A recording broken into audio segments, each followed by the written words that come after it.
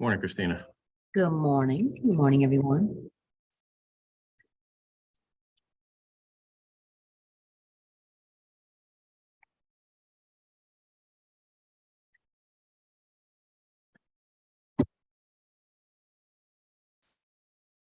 Oh, look at my board members here.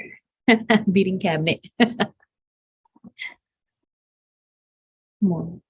Good morning. Morning, good people. Got my Yeah, I was breakfast. in the chat. When I saw your name, my name, I was doing the same. I was like grabbing coffee. Need that.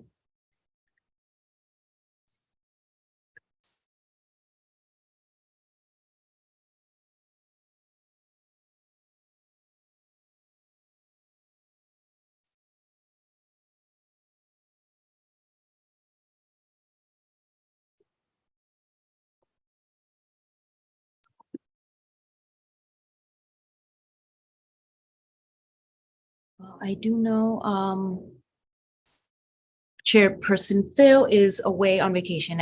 He's not attending, so Vice Chair Johnson will be chairing this meeting. I know we have a packed agenda, so Board Member Johnson, you let me know, Vice Chair, when you want to get started. I just want to make sure we have everybody in place and make sure we got the first. We're starting off with where we left off yesterday, correct? Correct. Yes. What agenda? That is, sorry, let me screen share the agenda. The reimagining and co-designing education in Hartford Public Schools. Okay, all right. Looks like do we have everybody we need? Yeah, we have board members, we have the superintendent, and Chief Penn.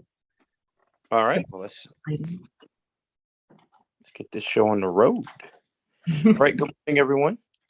Hopefully everyone is okay on this, what is this, 5th day of the year.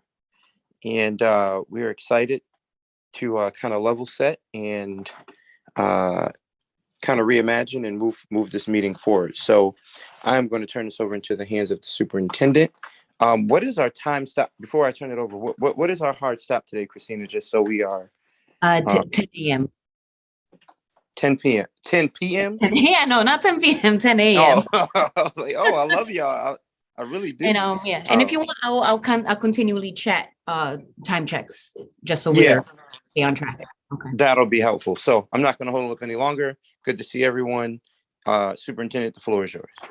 Thank you so much and good morning, everyone. Ms. Santiago, if you can please share. So that there you go. Conversation about reimagining and co-designing education. If you go to the next slide, Christina, just so that I can briefly go over the objectives. And some of you might remember that we did spend a few minutes on this topic previously. Today, I want to come back to that specifically to talk about why I think this is a conversation that we have to have, not just here, but with multiple stakeholders. What is leading us to think that, and what this could potentially look like in terms of from a redesigning perspective and then from an engagement perspective.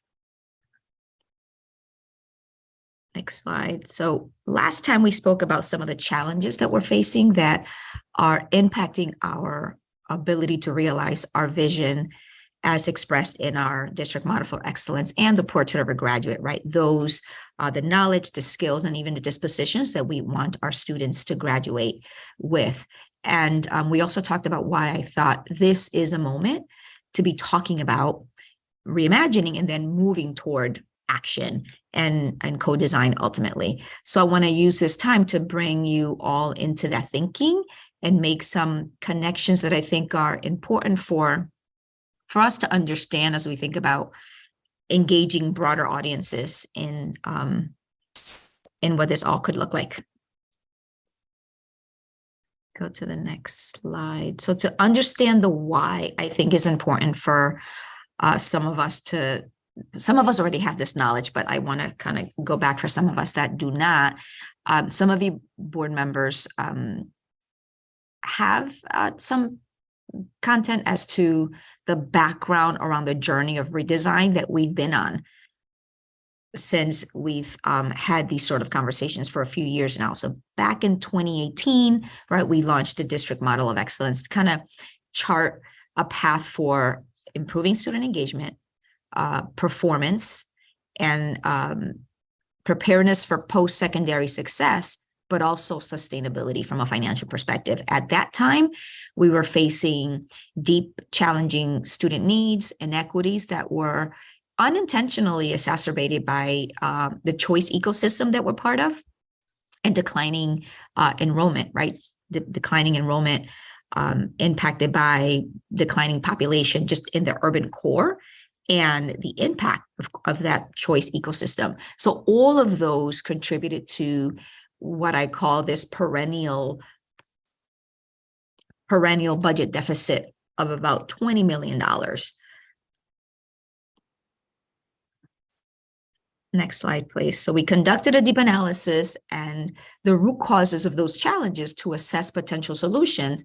And then we embarked on a massive engagement process with our community to help build understanding and refine the challenges and solutions that could potentially be on the table. It resulted in the development of our district model of excellence to kind of guide us for the next 5 years.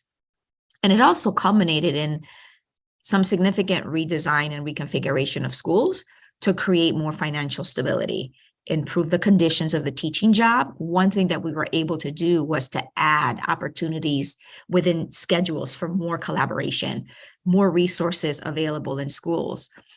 Most importantly, this is something that we had heard throughout all of the stakeholders groups, was how could we improve the experiences of students by giving them greater access to programming, enrichment, extracurriculars, especially athletics, right? Not all of our our high schools had athletic programs.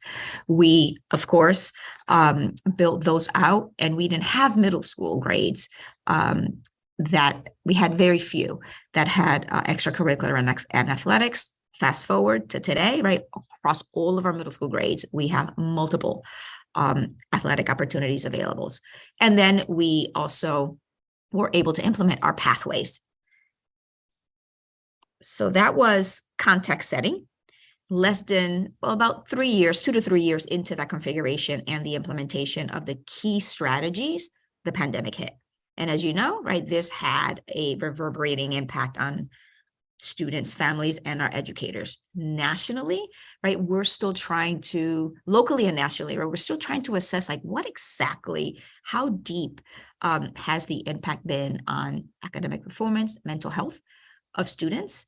And we know for sure that here in Hartford Public Schools and in other districts across the nation, we need to plan on recovery taking more than 3 years. You've probably heard me say this already, right? That I thought back then during the pandemic, we're going to need 5 years to recover. I don't know if that was, and thought, some folks thought I was exaggerating back then, but now that I think about it, and the more I hear and the more I read, right, it's looking like this is a generational impact here. So in addition to students and families, the pandemic impacted the labor market in significant ways, and in urban districts specifically. And some teachers, right, have left the profession, others remain and are feeling burnt out, underpaid, underappreciated. And so all of those, right, I call it like this confluence of challenging circumstances. Fast forward to the next slide, please. Thank you. So keeping the pandemic in mind, the progress that we made in the years following our district model of excellence redesign stalled, and even in some situations, I think has slid back. So we've been forced to start again in some instances in a context that's even more challenging, right? You've heard this data before, but I just want to lift it up again. Our students fell behind in academic performance, our chronic absenteeism, right? Work that we had been doing and getting really good at improving. Chronic absenteeism, right? Skyrocketed, disengaged and disconnected students from school. And in the recovery that followed, right, the job for educators, some who were already feeling, right, like they wanted more time for collaboration, that they were had some moments of isolation and were not as they should be rewarded for their work, right? All of those things got even harder. We know that we have had attrition, and specifically, we looked at the teachers in their year 1 and year 2. And so we've tried to develop, right, strategies to support and retain. All of this, right, impacts culture, morale, and climate. And if we go to the next slide, Christina, as part of our recovery and with the support of ESSER funding, right, we've been able to invest in some of our most important research-backed strategies. This is something that the board was very interested in. What is it that we're implementing that has a research base? And at the same time, we've continued to face those major challenges, even with the additional funding. So here, what I'm highlighting are some of those examples, right? Over the last 2 years, there's been an investment of $8 million in ESSER funds to launch high quality curriculum in schools, right? A lot of professional learning and coaching supports for our adults. There is a lot of research pointing to the impact of high quality materials. And yet, right, when the majority of our students cannot access grade level curriculum, and we have, some of the teacher vacancies, then, that impact is limited. We've also implemented our tiered system of support, MTSS, heavy investments to support that. We've seen positive progress. We've shared some of those reports with you in some of the schools that actually have been able to hire the staff and implement the model with fidelity, and scaling with still about an 11% vacancy rate becomes challenging to implement with fidelity. We've expanded our community schools model also with ESSER funding, propped up, and coupled with some philanthropic supports. But those types of embedded supports, yes, they're critical, but we now have to think about how do we sustain them. And the last example that I'll reference here is, right, the amount of support to improve our recruitment and retention processes and develop our pipelines, right? We know about Paso a Paso. We've now launched Caribbean Connections, incentives and bonuses to attract and retain. But, right, we have to be mindful of the churn and knowing that we're trying to think about what is the best way to support our staff, not only from a developmental perspective, but also from a compensation perspective. So we also have some unique structural challenges that impact our financial sustainability.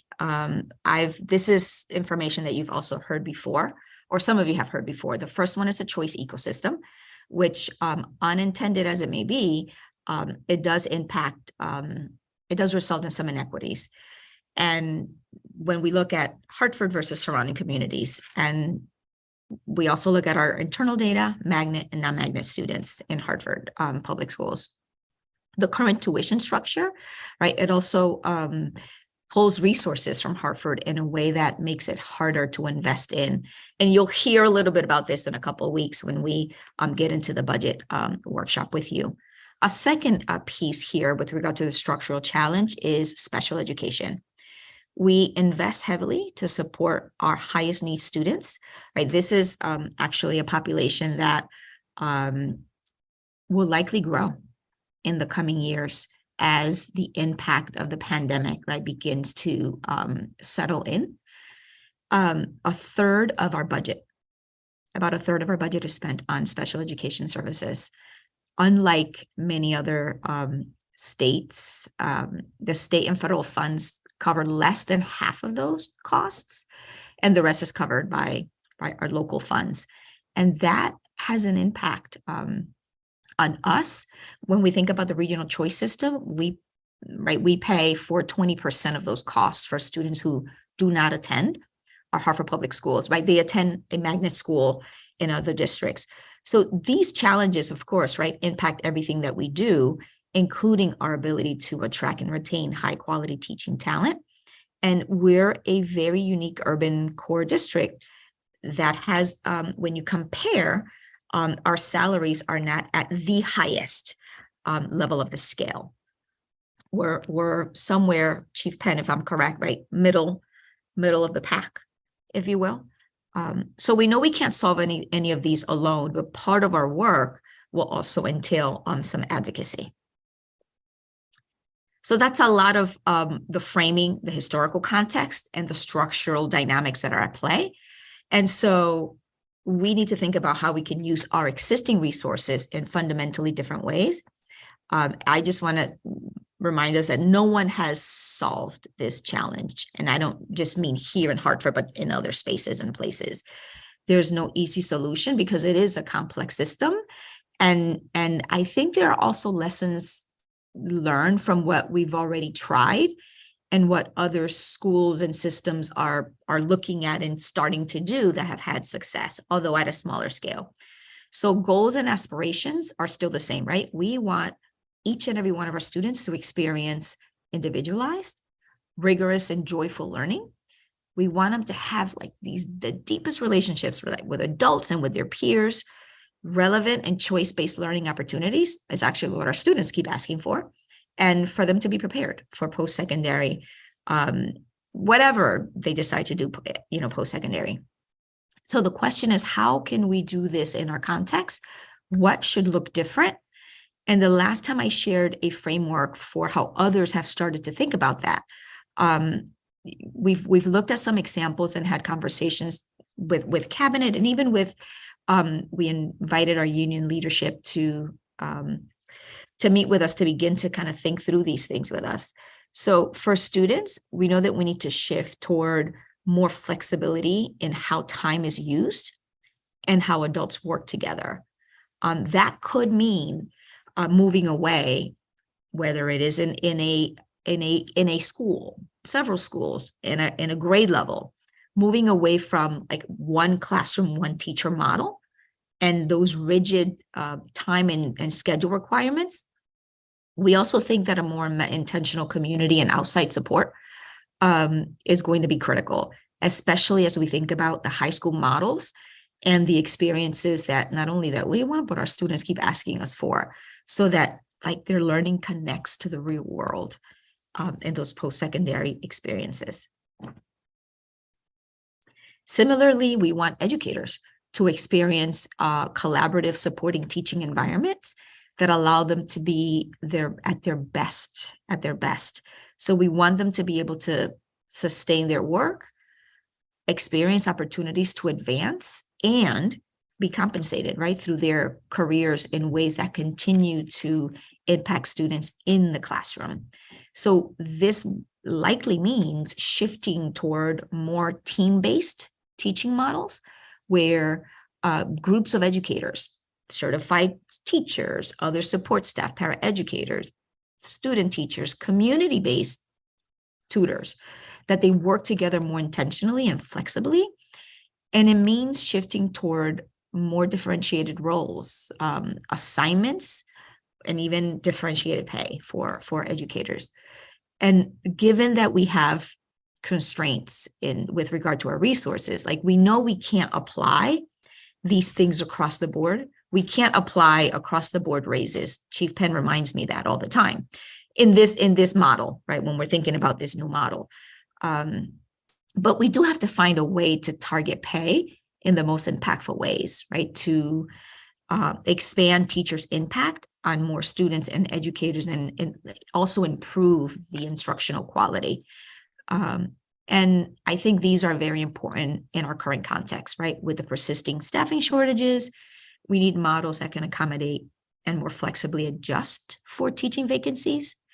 And with like highly variable enrollment that we have, and also variability across the system in grade sizes, more flexible teaming models could be a sustainable way to continue to provide the collaborative and flexible learning environments that our students need, and also that our adults are asking for, right? More collaboration and opportunities for them to grow together. I have just 4 more slides, and Christina, I'm being mindful of time.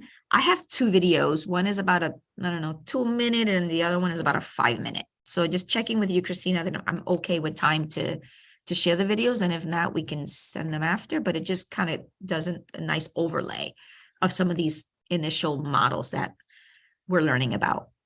Yep, I think we are. I think I need to go to a different screen for the videos. Okay, so give me 1 second. Okay, thanks.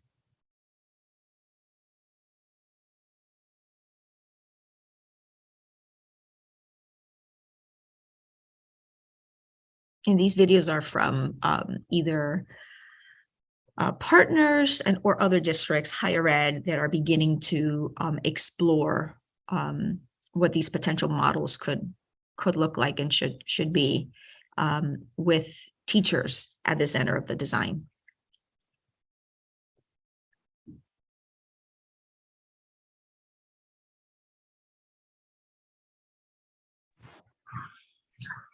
Leslie, this is Phil. A quick question. I'm not sure if everyone can hear me. Yes, I can hear you. First and foremost, Happy New Year, everyone. And I apologize for not being on screen, but I'm sure you will understand why. As we're thinking about the new teacher design, you mentioned that you solicited feedback, I guess, early on from union leadership. How engaged have they been with, I guess, this proposed idea that you have with kind of the new teaching model that you just kind of referenced? So the last meeting that we had was mid-December, and it was to kind of essentially share some of the information that I'm sharing with you. Like, this is the historical context, and this was an invite that was sent to all union leadership, all 12 union leaders, and gave them the background and began to think about potential, right, different models. And so I left with the understanding that they were ready to like dive into the work collaboratively. I had a follow-up conversation the 23rd with teachers union leadership, and the conversation again was, yes, I think, this is an opportunity, knowing that the financial structure is not sustainable, the needs have deepened, and ESSER funding is going away, and right, we have all of these conditions that are at play. And so I left that conversation with Ms. Gale, actually very hopeful that there's an opportunity for us to, even if it's starting small, to continue to reimagine and co-design together. This was, as it is today, right, kind of setting the context about the challenges and how we potentially could move forward. We did also talk about, taking a deeper look at some of these models, if there are up and running in other spaces and places, going to visit with a group. Hope that answers your question, Chairman. It does. Thank you. And I guess, and the other comment I would say, you mentioned, right, like our current funding structure is not sustainable and there needs to be some advocacy and so forth. Just given some of the recent, the recent rollout from the state in terms of, as part of the chef settlement, one of the things, as you know, I asked for was just some data on right, academic achievement and so forth. What I think would be helpful, and not necessarily for this meeting, but at some point, I still ask the question, right, are our kids better off with all the changes as it relates to chef than they were back in 1989, whenever this chef thing started? Because I think that becomes the maybe the foundation, right, in terms of looking at is the current funding structure really working for our student? I think conceptually, we all want our kids to do well, but we just need to make sure that the actual structures that are in place are actually doing that. Yeah, I agree that it does warrant a deeper conversation, because, right, I see it as a stool, right? It's the ecosystem of choice, but it's also the special education challenge that we have, that we pay out but also that we also have to serve the students that are in Hartford Public School, neighborhood schools, and magnet schools. All of this will begin to kind of plug in more clearly when we have our budget conversation as well, Chairman. But to your point around the impact of Chef, that is actually an unknown. Chief Penn and I were talking about that yesterday, that we're going to go to this budget cycle, but think about financial sustainability in the long term. And we don't know how those seats are going to play out. We know what the state is potentially going to say, here are the amount of seats, but who shifts and when and at what grades, that is the perennial, I don't know how you would describe it, Chief Penn. It's the variability. Honestly, it's not something we can plan for. It's reactive. It's yeah. And I think, and I don't know if this is what you're getting at, Chairman, but to have some level of certainty, not having the level of certainty creates yet another inequity for us. Well, so yes, that's part of it. In running any organization, right, you want to eliminate or minimize all the uncertainties and really understand what are the possibilities and how do you execute on that. One thing that I would say is consistent and that we should be very mindful of with not just, and this is just broader than Chef, is a longitudinal view of academic achievement. And are our kids better off under this structure? Right? And again, it's not Chef per se. I'm just saying, are we doing right by our kids? Whether they're at Hartford School, whether they're at Avon, or what, are our kids doing better? And then if there are spots when they're doing better, are there lessons learned that we could take there to leverage and look to do something differently? Like you said, start small and then, study and adjust. Well, the video is up if you wanted Okay. to still have time. Okay, hold on. Sure. Go for it, Christina. So why Next Education Workforce?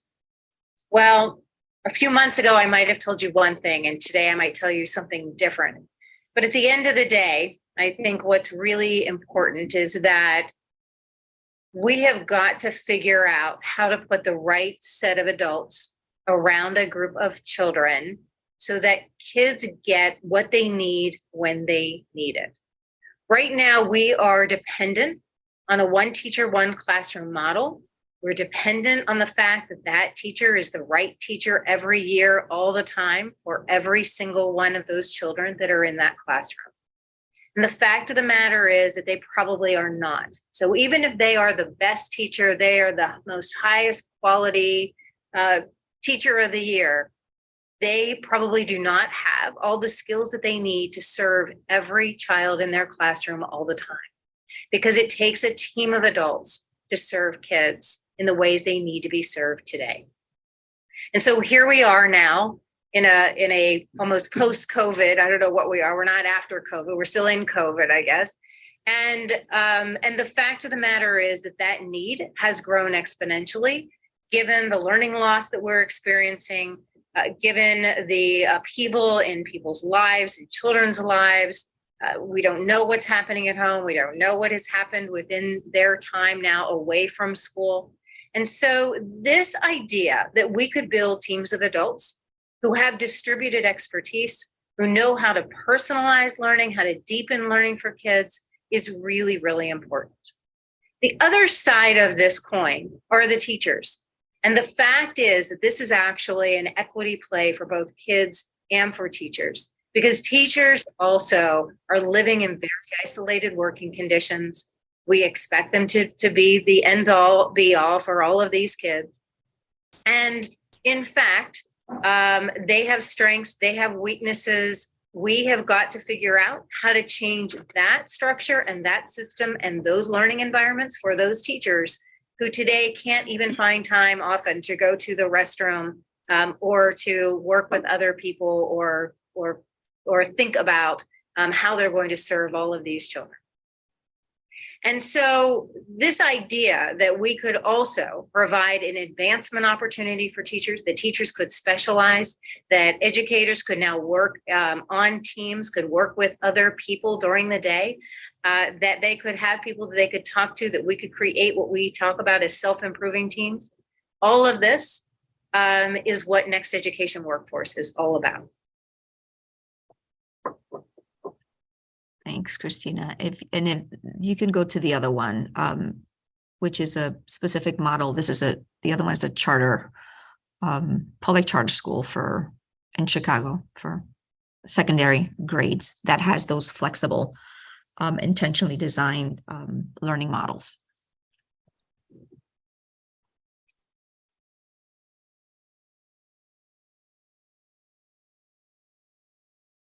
Do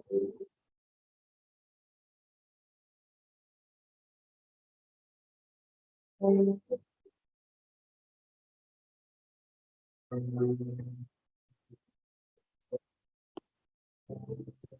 have sound, Christina? Can you hear?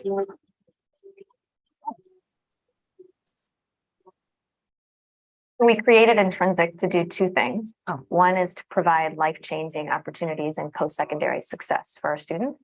And then two, to create the roadmap for all the other educators about how you do this in a sustainable and replicable way.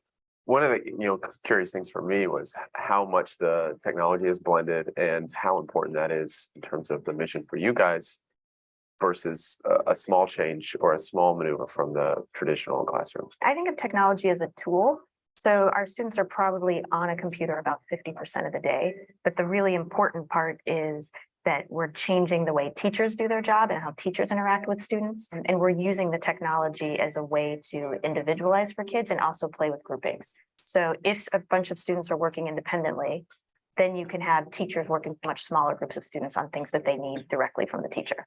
So as far as you know, are you the first one in, say, the Chicago metro area doing this? I think we are the first school in Chicago that's taking this on wholeheartedly. I think many people are playing around the edges with technology, but we're designing the school to figure out what we can do to use technology to differentiate. A lot of these blending learning environments were just classrooms where they just knock down walls. And even though we have this large open space, the idea is that the spaces within are very purposefully designed. I think it's really important to name the areas for the students. So students know different things happen at different places in the pod. Yeah, the nomenclature was important because we wanted to give each place an identity within the pod.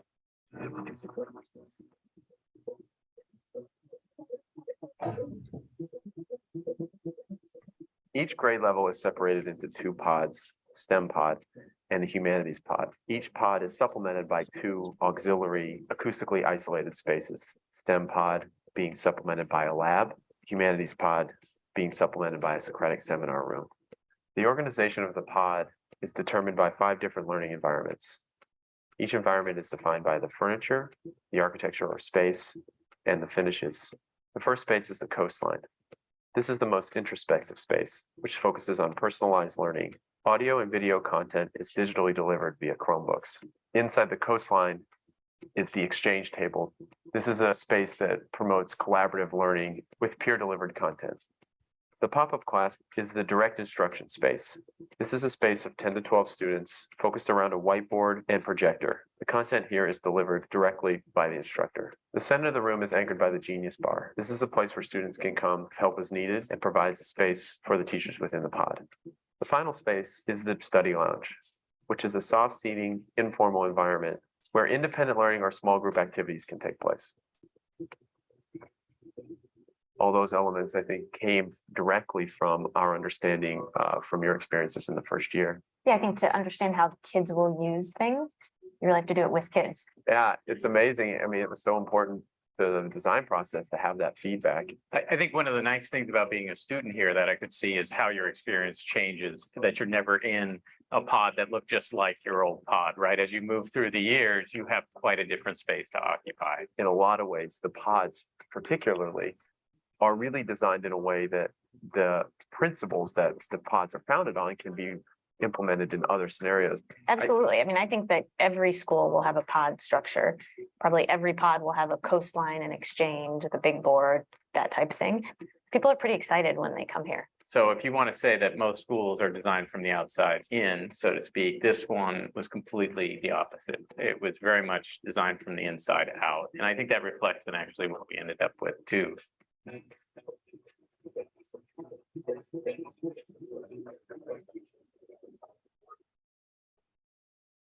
Thank you, Christina. So again, we've had some conversations in our cabinet and with other stakeholders about what these two models, if you will, or ideas. I am not saying, I just want to go on record that we're doing this. I'm just saying that we are exploring, and that the more I hear about what the groups, different stakeholders say they need, right, they resonate with these models. And we can't go deeper into these examples beyond what we've learned thus far. But these two videos really spoke to us and kind of inspired us to think about what's possible, right, in Hartford Public Schools as we think about co-creating and co-designing with our students, staff, and our community. So I've given you some context for the why, a little bit of the what in terms of what's some potential possible shifts and changes that we can explore. And I don't know if from a process perspective, back to Chairman or Reverend Johnson, is it that we pause for just initial thinking or what resonated, or that you share that information later with me?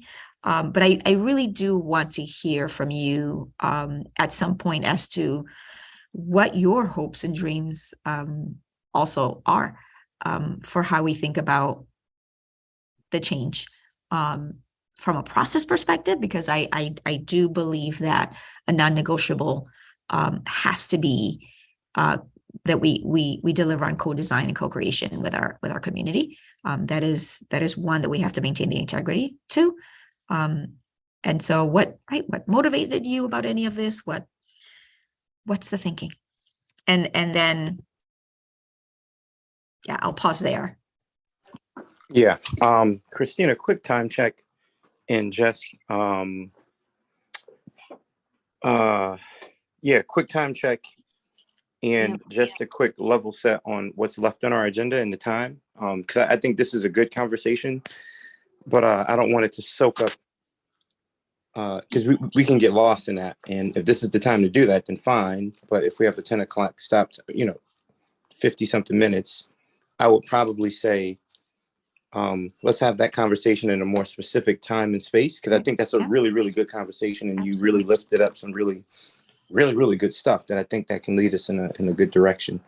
But just a quick time check, Christina, where are we at? Yeah, we have the SEIG update next, and then the policies after that. So I think I'm over by 7 minutes, Christina. So like okay. Yeah. I want to acknowledge that I went over. No. I would say let's move forward, because the way Chairwoman Kim ended that meeting yesterday was the right way to do it. So let's just move forward, and we can reimagine in a space where that could be the agenda item, and that's what we just work on. Is that okay with other board members? Just want to read the room. I do see Ms. Brody with her hand up in the. Okay, Ms. Brody, go ahead. The floor is yours. Yes, so and I will not be long, but I agree that this needs to be a meeting in itself, because I have like a million questions and concerns because a lot was thrown in there. And I won't even get into any part of my questions. I will just make the comment that we are, like when we say things like 12, we've met with union leaders, we've met with the teachers union, because my point of view is the major things that are affecting what employee and have those employees or union rep, whoever represent them, have they been present in planning of, thinking of, because this is not the first time this has been presented to us. But it seems like the reasoning is taking a slightly different spin because of where we are, right? But there are some basic things that, because when we talk about what the community has asked for, there are some basic things that this community has asked for, at least my 15 years of attending board meetings, both being on the board and not. And those basic things, we've never made a priority, no administration. Getting back to the basics of teaching and learning. And that's a concern for me. And this seems to make me believe, with the limited amount of presenting that has been done, is that we're moving further away from getting back to the basics of educating children, and for teachers just teaching and being supported, just basic things, because in districts that are like on our borders, they are getting, they have never left the basics.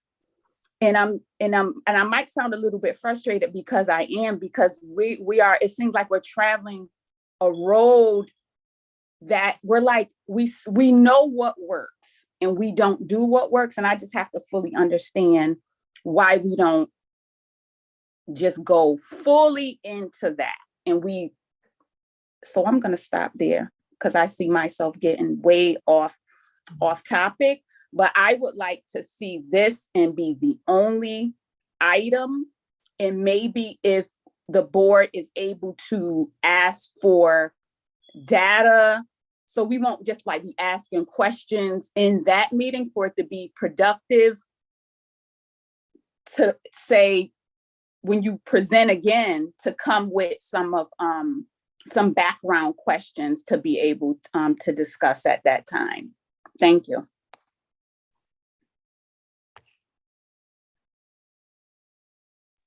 All right, thank you so much. And I appreciate the energy that you bring to this conversation. And I think it's warranted.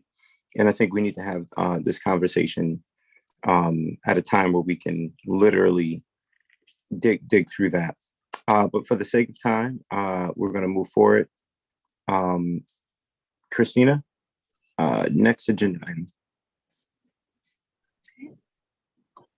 The Scaling Equity Innovation Grant Superintendent. Am I sharing the right screen? Right. Yep. You are sharing the right screen, and Chief Penn, and I'll tag you in, Chief Penn, on this one. And this is just an update that we wanted to provide you all.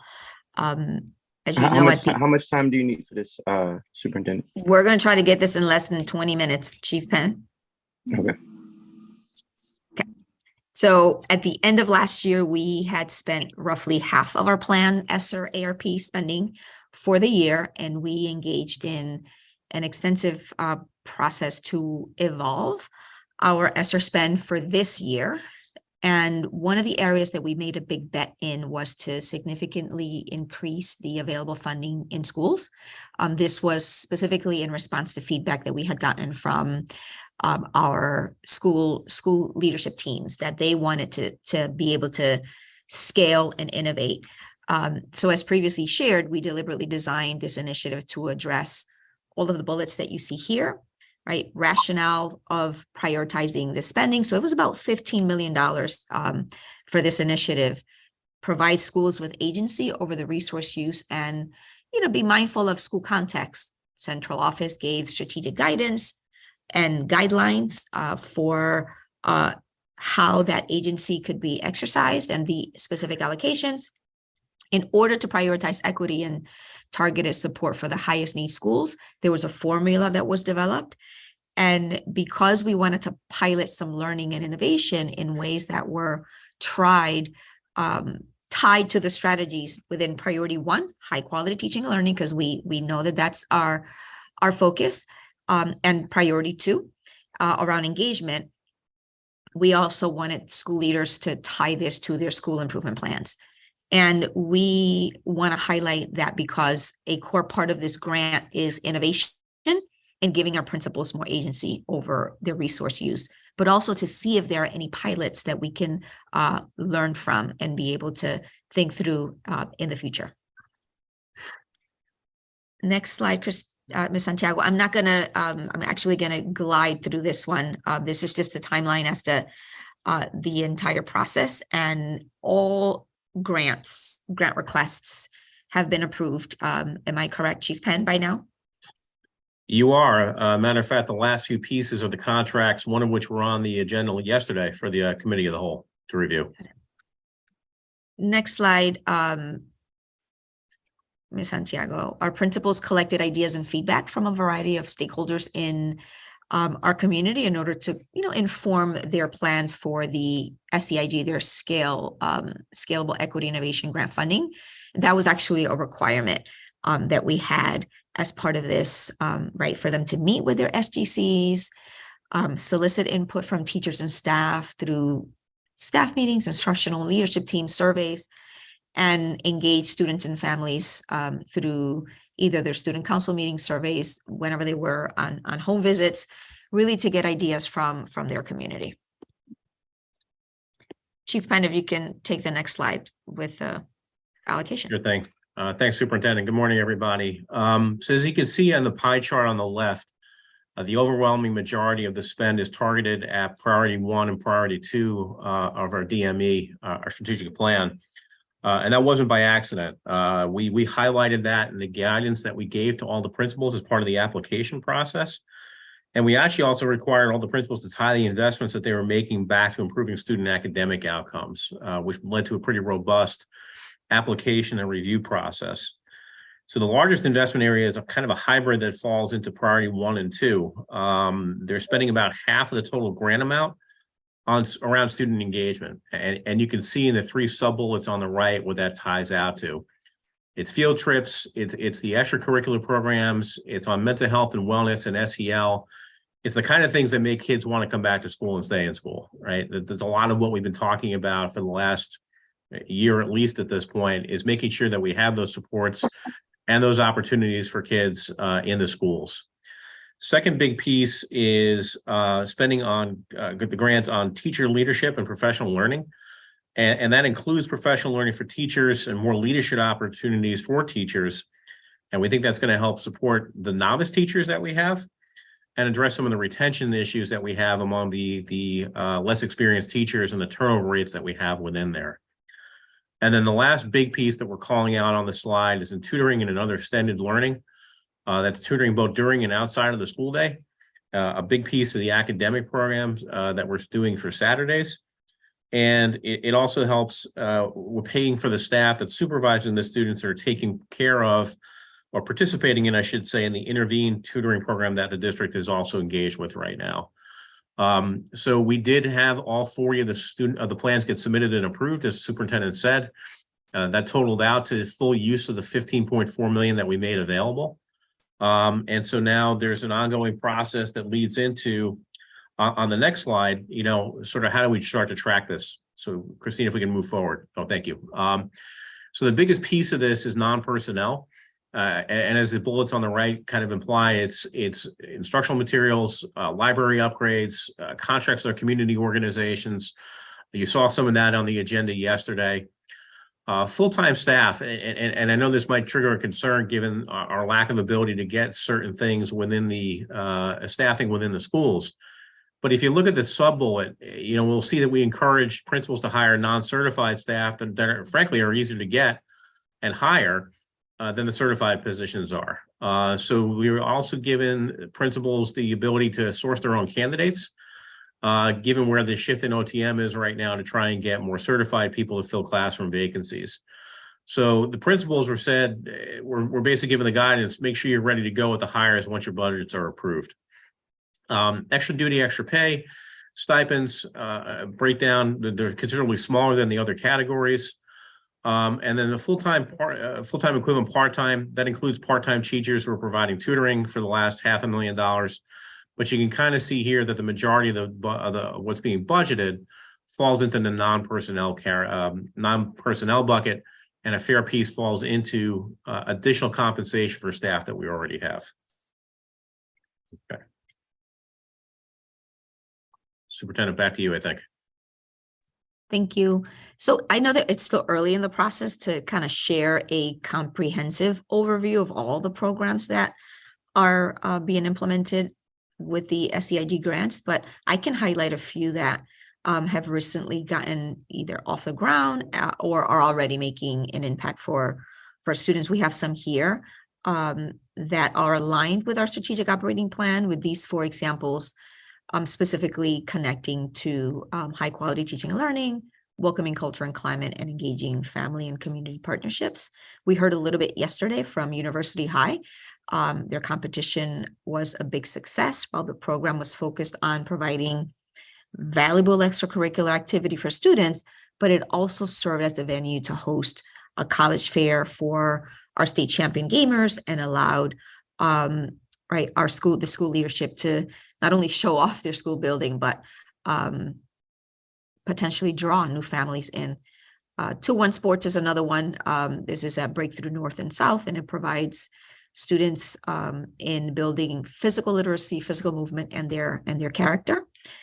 Martin Luther King Middle is using their grants to expand the services of the Milner Market, the Martin's Market, which provides food, health items to students and families. And our Betances STEM Early Birds program provides before school and literacy and math supports to students across all their grades. Again, early in the process, but we're excited about what some of the schools have been able to accomplish with the funds and being responsive to their school communities.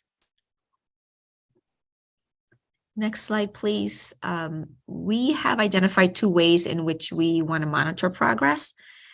This is in addition to the ongoing monitoring of the school improvement plans that principals and the executive directors engage in. This is related to the school SEIGs because many of the school improvement plan strategies are being funded through this added funding stream. So the first new process for progress monitoring is the SEIG problem of practice. This is schools are selecting a problem of practice topics and they join collaborative groups to review data and reflect on their progress toward their plans. And in these groups, principals will be asked to look at specific metrics such as attendance at academic programs or results from standardized test scores or surveys that are provided. The second process is actually new process is related to the application revisions. As schools review their data and they'll have to decide if they need to adjust their plans. And so the both of these are new processes, but they help us kind of learn at the system level about the supports and the guidance that schools need and help us identify any opportunities to improve, but also to scale promising strategies. I think this is some of what Chairman Rigger was talking about earlier, right? What is it that schools are doing in other places that are working that we can learn from? We want to do the same thing locally. And I think we have one more slide, Chief Penn. Yeah, back to me. Thank you. So just in terms of next steps on what you should expect to see from us, the next big update on SEIG will be in April of 2023. At that point, we'll have had all the budgets approved. A number of schools will have been spending down that money. We should be able to provide details on what those expenditures look like and some fairly good measures around what the early implementation and outcome measures are at that point as well. The problem of practice that Dr. Torres Rodriguez just described, the first one is taking place early in the winter. So we do anticipate being able to share some outcomes around those problem of practice discussions at that April timeframe. And then in terms of what happens next in terms of revisions, we were doing these applications on a rolling basis. They weren't all 40 were done at once. So as each one was completed, we would review and approve the budget or send it back for revision. And so the intent is Now that we're in January, for the ones that are early in the process that were approved, if we see a need for a revision because they weren't able to get the staff that they intended, they weren't able to do something else that they were intending to do, we can go back and make revisions to those now. And then the intent is for the ones that were approved later on in the cycle, that those schools will go through the same revision process during the month of February. So it's a fairly robust cycle of making sure that we are addressing any changes that need to be made early. And I guess I should have pointed out on the previous slide that 15.4 million is spread over 2 years.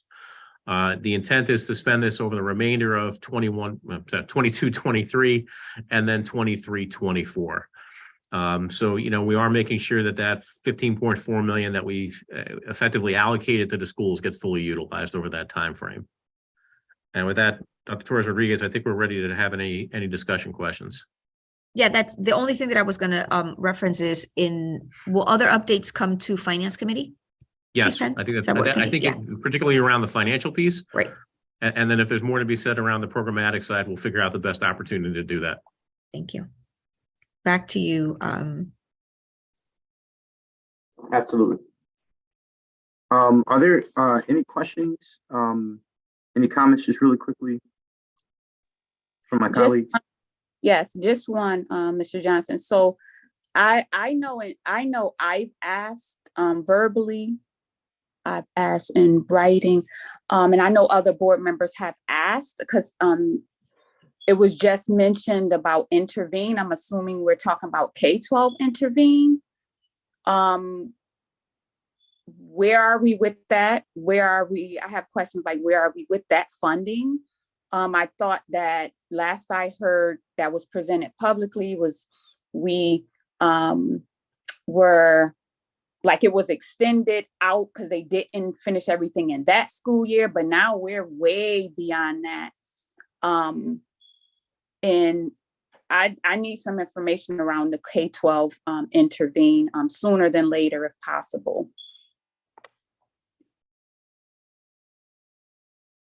Thank Dr. you. Negron. Oh, yeah. Good morning, everybody. I'm happy to jump in. Ms. Brody, you're absolutely correct, right? That partnership ended, but we're still providing the services to students. So for example, currently we have 7 schools that have continued to utilize Intervene K-12.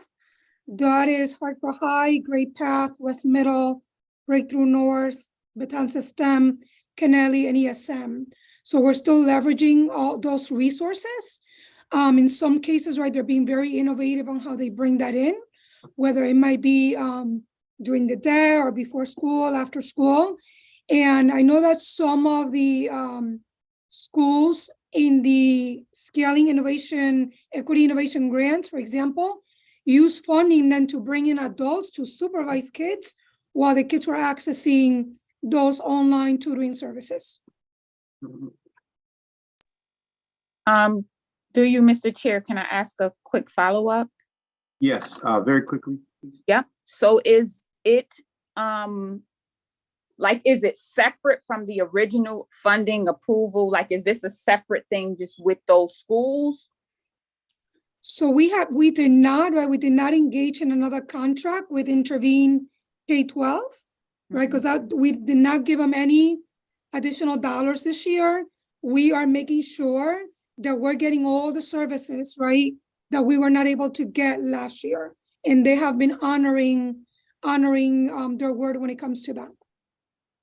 Okay. And if I could just clarify, this particular piece that's in the SEIG compensates the HPS staff that are providing the supervision of the students. Thank you. So I'll work through Ms. Santiago to get some of the other, I needed more, I actually requested more data. So I'll work with Ms. Santiago to get those questions answered. Thank you. Looking at my colleagues just very quickly. Everyone okay? Yes. Okay, Yeah. appreciate it. All right, not hearing or seeing any hands. Superintendent, any more on this agenda item? All set. Okay, I appreciate the work that's being done, Chief Penn. You know, I think you're a rock star, man. So thank you so much. All right. Are we on our way to our second reading of our policy? Yes, and we have Dr. Silver on the call. We have policy second reading of the student welfare. Okay.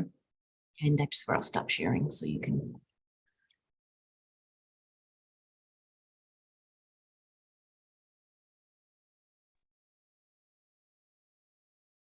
Thank you so much, and good morning, everyone, and Happy New Year. This is the second reading of our student welfare policy.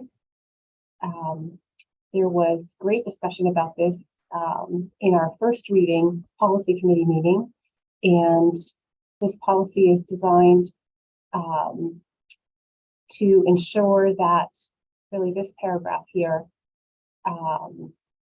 staff observing any student who is asleep, lethargic, or otherwise non-responsive during any class or other school activity shall immediately attempt to engage or otherwise rouse the student and encourage them to engage in programming. And that was the core piece. Pastor Johnson, did you receive any revisions or requests for additional modification? I don't believe so. Okay, then our next step would be to bring this policy forward to our full board for a second reading. Are there any questions on this policy?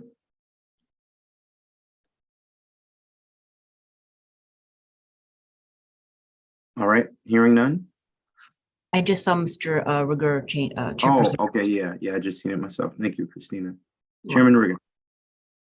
Yes, and I apologize for not being able to read here on my cell phone.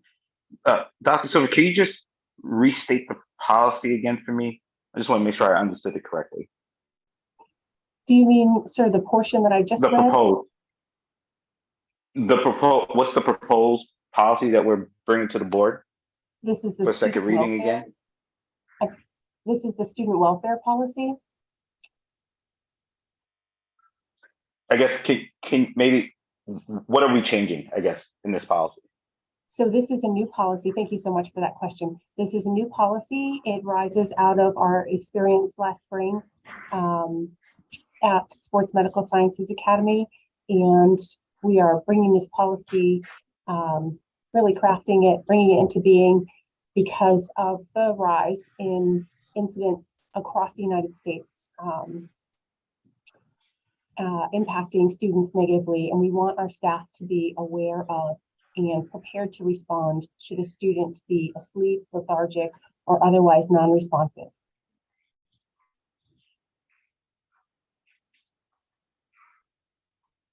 So this is, this is in response to, as she stated, SMSA, and I think it's providing more clarity in the response of a staff member and just giving them some guidelines of, you know, if they see something happening or see some unusual activity. Again, this is just my perspective. This is like an eisegesis for me. That they have some guidelines in our policy that allows them to ask questions and refer and so forth and so on. I don't think this is completely out of the scope of things. I think teachers do this naturally anyway. But I think just setting some policy and putting something behind it, I think helps us. Any other questions, or did I do a decent job explaining that, at least from my perspective? I just have a quick question. I'm trying to see and read if there's any sort of post-incident or post-application of this policy communication to the parents. It's a very good question. Dr. Silver.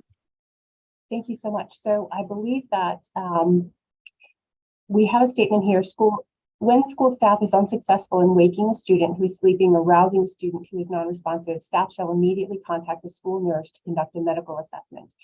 any situation that has unusual health components to it, our nursing staff would definitely contact families regarding that. And in a proactive stance, the last part of the policy does include training for staff to proactively address student welfare and safety issues, to orient them to signs and symptoms of drug abuse and prevention, recognizing and reporting child abuse and neglect, suicide prevention, allergic reaction, sexual assault and dating violence, eating disorders, and appropriate referral to medical personnel. So this is really a wraparound policy that not only gives us what we actually, sleeping in class, students being lethargic, is an unusual thing in our schools because our schools are thriving and there's a lot of engagement. But it does lift for our educators and our adults in our classrooms the importance of monitoring every child in the room and making sure that every child is engaged in one way or another, and then responding correctly with appropriate supports if a child does present with symptoms or concerns that the teacher is not prepared to respond to. Thank you.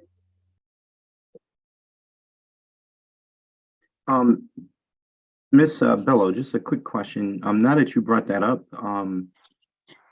Dr. Silver, I mean, I know that's protocol that the nurse will make contact with the parent, but does it make sense just to add a line since we're at second reading, just to spell that out? You know, again, people who are, you know, might read this might make the same assumption. So I don't think it would hurt to, you know, say the nurse will, under her, you know, under their, her or him standard operating procedure, will make contact with the parent. Because if it's not stated, then you leave it up to interpretation. Thank you so much. Yes. Can I also reference Dr. Silver to also do a sweep of any other policies that have that are medical related, right? That have medical related implications, to see if there's anything that already speaks to what Ms. Bello or Mr. Johnson have also alluded to. So thank you for that, Superintendent. We do have a policy that we recently updated to include the administration of Narcan and training around that. And as Superintendent has indicated, we have that in our policy, but we also completed comprehensive training of all staff on the administration of Narcan and the awareness, the signs and symptoms of drug use for students and the potential need for Narcan. I think that's why I'm bringing it up, that if we're adding it here as is being requested, is there any other policy in which we would also need to add that the school nurse needs to contact a parent or guardian? I can certainly research that. Thank you so much, Dr. Marshall. Or are we saying that the only time that we have to be explicit about it is in this policy? You don't have to answer that now. I think that's just what came up for me, Mr. Johnson. That's a good perspective and point of view. And it's simple, but you know, again, I've sat in many courtrooms where it's, you know, you much rather would have that than not have it, because it leaves it up for interpretation. Mr. Walker.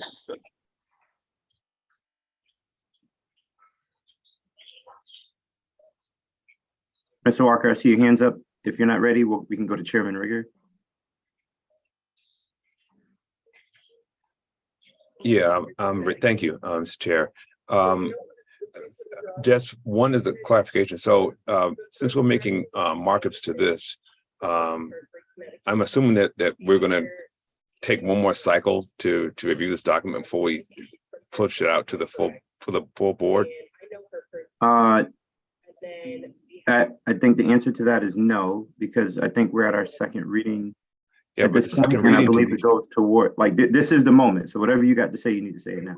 Well, what I'm saying, the second reading to me is as is. I'm just wondering if we're comfortable, because what I'm saying, if we're making changes, then I would want to look at the last paragraph talks about training. A lot of things that's talked about there seems to overlap with mandated reporter responsibility the teacher currently have, and there's training already provided for mandated reporting. So, it's not 100% clear in that statement what the district is doing that's not currently being done, or is it something special we're going to spike out in that area? So what I was kind of saying is, can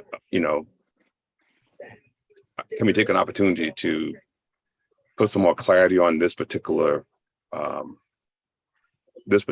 policy? There's no particular rush to get it out. And I'm just wondering if taking one more month wouldn't hurt to put some more clarification on it and just bring it back and then, release it next month.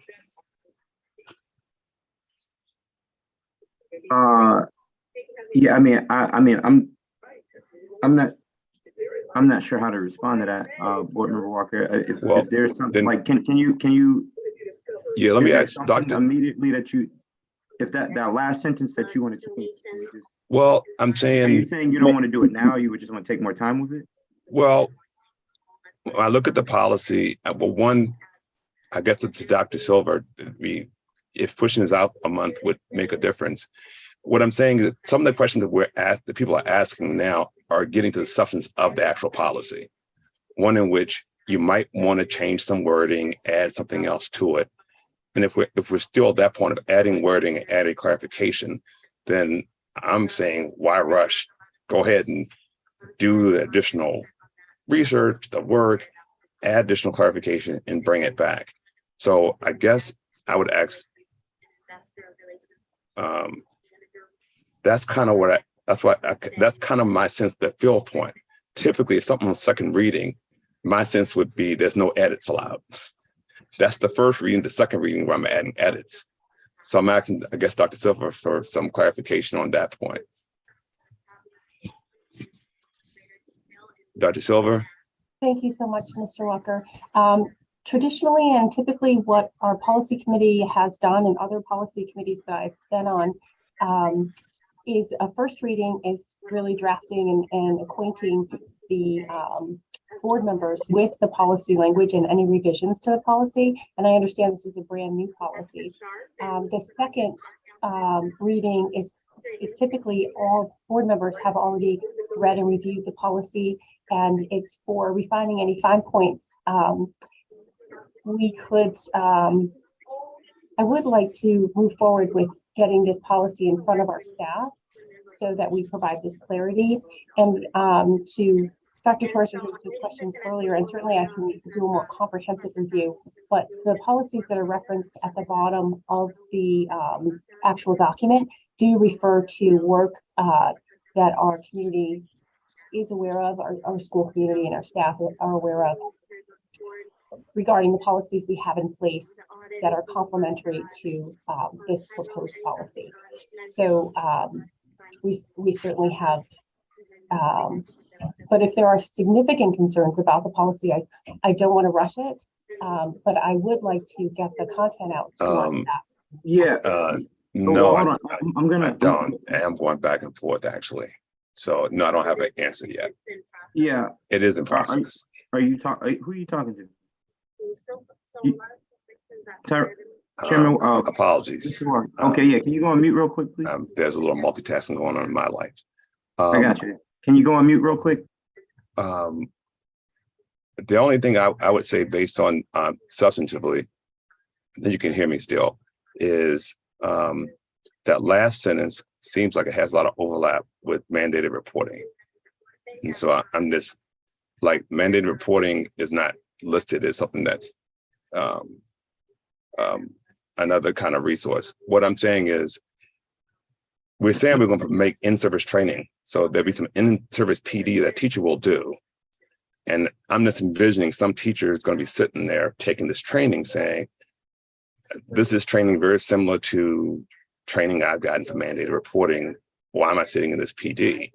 When I look at that last line that you're going to have in-service training for teachers to recognize symptoms of drug abuse, neglect, suicide prevention and things like that. I think mandated reporting asks teachers to do that same thing, you know. I mean, isn't mandated reporting kind of asking teachers to look at situations for child endangerment and things of that nature? And then in essence, they have to report to authorities if they see something of child endangerment going on in their universe. These things listed here will clearly be in the child endangerment areas like abuse and neglect and domestic violence and things like that. And there's already mandatory training from the state telling teachers they have to be trained in this so they can be mandated reporters.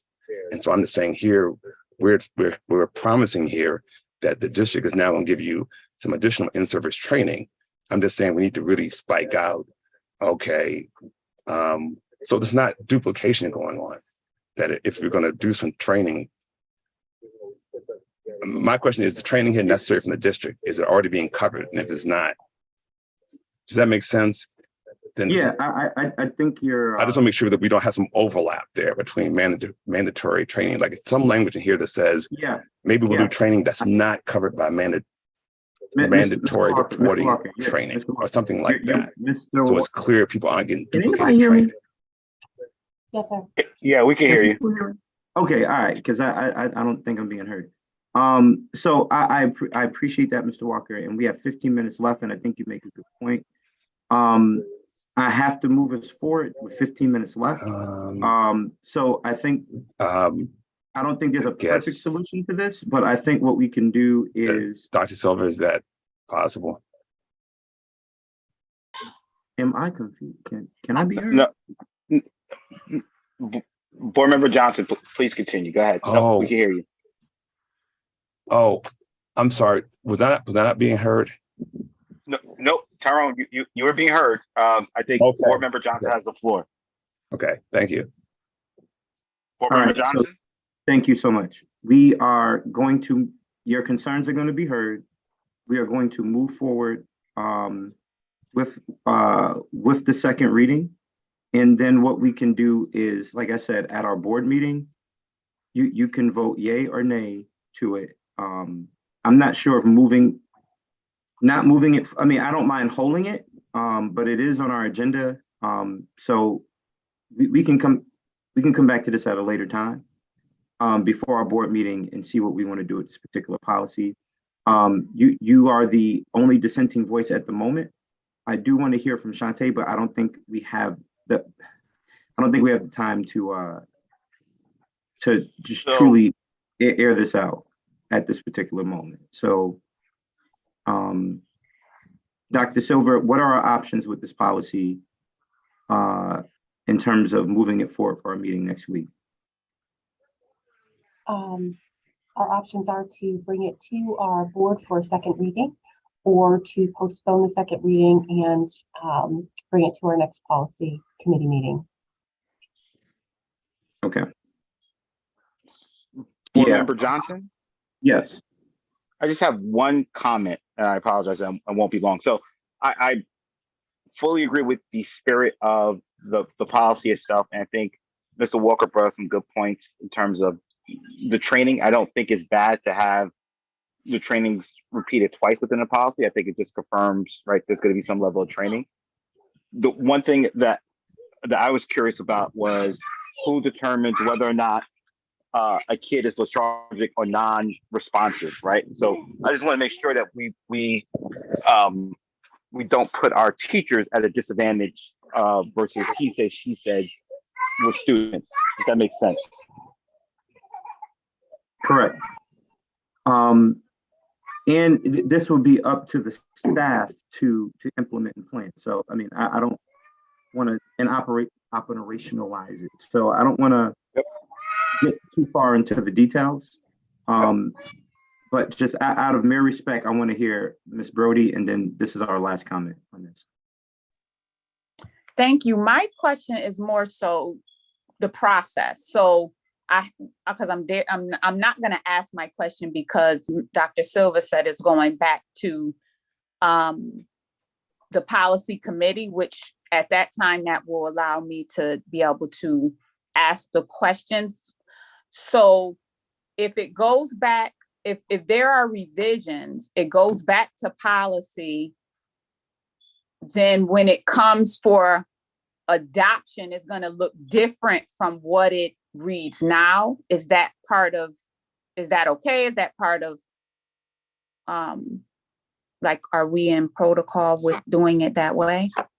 Well, so let me just share my brief level of frustration, right? We went through this in our first reading, right? We brought it to the board, we read it there. And here we are about a week out from our board meeting. And I believe I haven't received any communication on this policy. And so for me, I'm just saying this is a bit, I'm a bit frustrated that we get to this moment and we have so much to say about it, this is the moment to do it. But you're pinning us deep late, kind of. We're at a disadvantage if we want to make all these changes to this policy. So I just wanted to share my just small level of frustration, because if we would have received some feedback on this, Dr. Silver could have came to this meeting prepared with with what we needed to move us forward. Yeah, my thing is not, I understand that, but when you have a board and everyone doesn't sit on every committee, and each time something is presented, board members have the right to speak on it, say this should be changed, I don't agree with that. So that's just part of our natural process. But I don't get the feel that it's no one wants the policy or against the policy. It's just some wording and trying to fully understand that part. But would we be, so essentially we're saying, because of the changes that are mentioned today, it won't make it to Tuesday? I'm just trying to understand where we are exactly. As opposed to if there was no questions today, we would see it on Tuesday. Does it change Tuesday?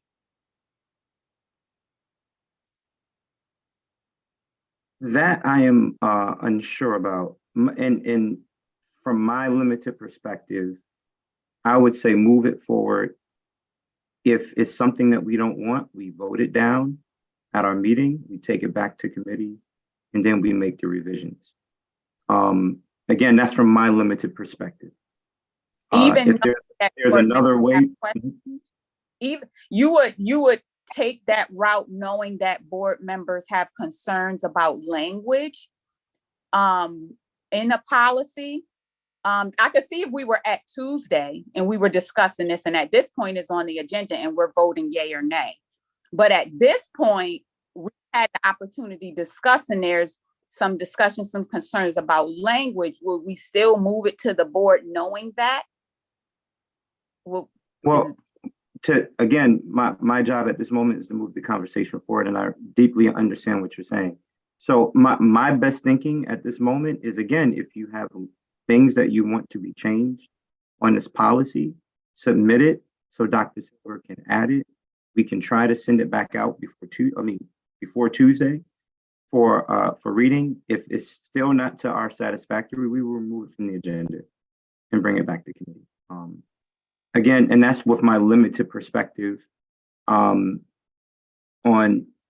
how removing and adding to an agenda. I think the chair has the right to do so, to add and subtract.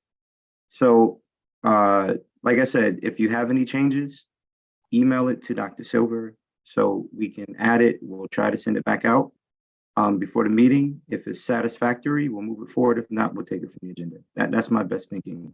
I don't want to move anything forward that we're not comfortable with. That's not what I'm saying. But what I am saying is it's set to be on our agenda. And if there's a possibility to keep it on the agenda with the edits, let's move forward. If not, we will take it off. Okay. Is that a satisfactory point? Yeah, because I think today is Thursday, and I believe we have to post to the public tomorrow. So I don't know if it's time for edits. Your edits. Yeah, it's like time is of the essence. And then Yeah, Quick clarification, it's not this Friday, it's the following. So we do have some time. okay, great. Okay, all right, so, Dr. Silver, are you okay with that? Does that give you enough time? It's 11 Okay. now. All right, Christina, in the spirit of, and I'm sorry, Chairman Rigger,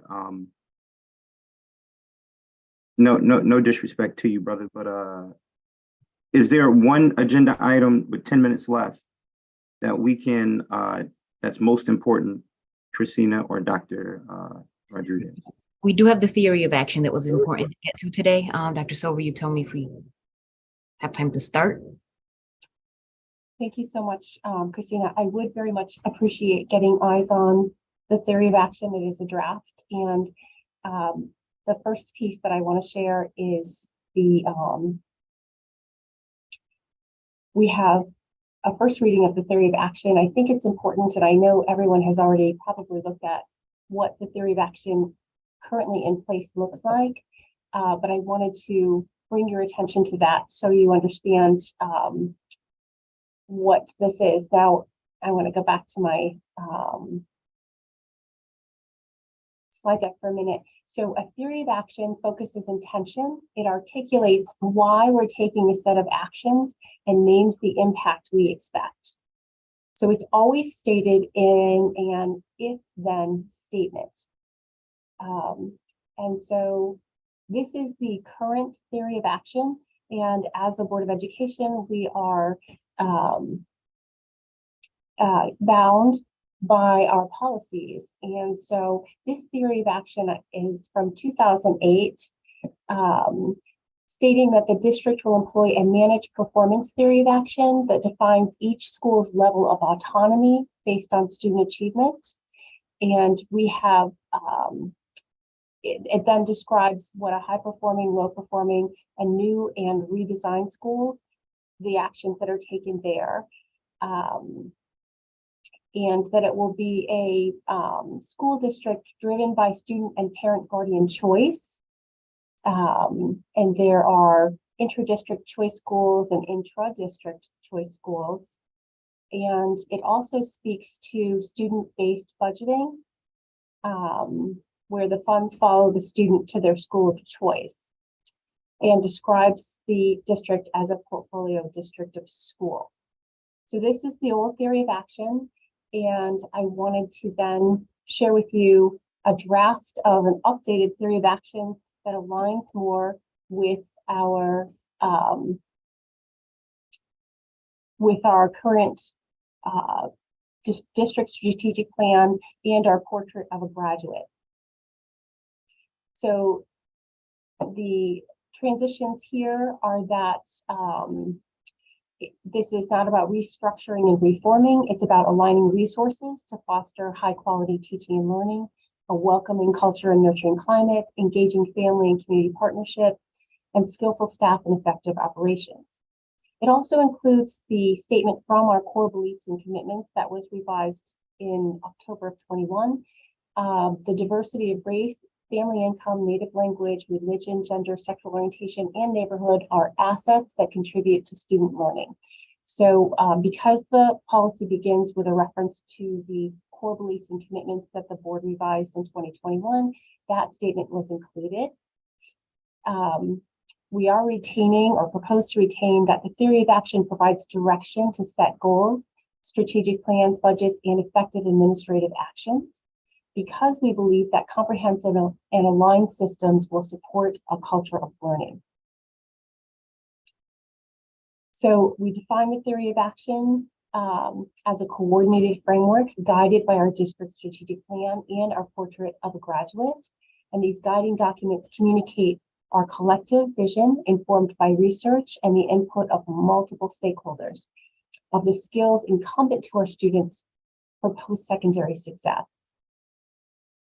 Our theory of action then integrates each of the 4 priorities in our strategic plan and goes on to identify our goals as having graduates who are problem solvers, skilled communicators, team players, innovative thinkers, and informed and engaged citizens.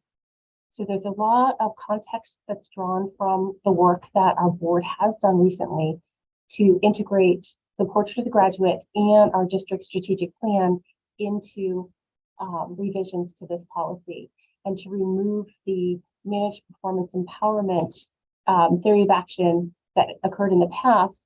This is a managed instruction approach where there is a core curriculum for all of our schools that aligns to, says it right here, I'm sorry, it's hard to read when I hover over it, but the core curriculum that Dr. Negron and our academics team and so many additional experts have contributed to support that managed instruction for all of our schools.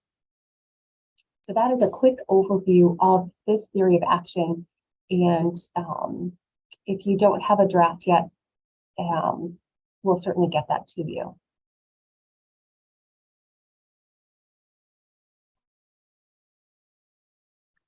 All right. Is that it, Dr. Silver? Yes, sir. Okay. It is 9:59, and I'm not sure if you have questions, but if you do have questions, please email it to Dr. Silver or make communication with Christina. I want to, Dr. Silver, is there anything that is requiring action on this that's pertinent?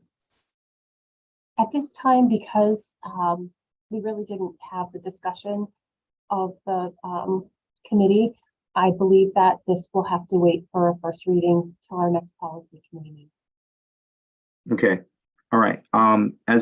Thank you. As it pertains to our policies, I want to encourage my fellow board members to do your best. I know our meetings at 8:30 in the morning, but to do your best to attend those meetings, because this is where the majority of the dialogue happens. I understand we're all split between different committees, and as the chair of the policy committee, I will do a better job making sure that you all get whatever we're working on immediately after the meeting, so you have time to digest it and give feedback. So I will personally make that commitment and hold my crew accountable, as policy is one of the major things that we do. So I appreciate that. I believe it's 10:01, and I want to respect everyone's time.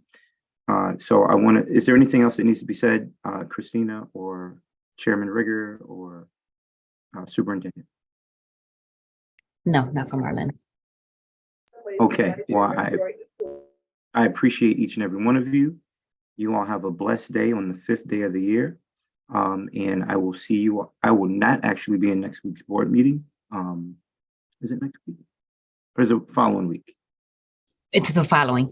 Following week, yeah. I will not be in that board meeting. So just want to let everybody know. So take all the time you need at that next board meeting to do what you all need to do. God bless you and have an amazing day. And I'll see you.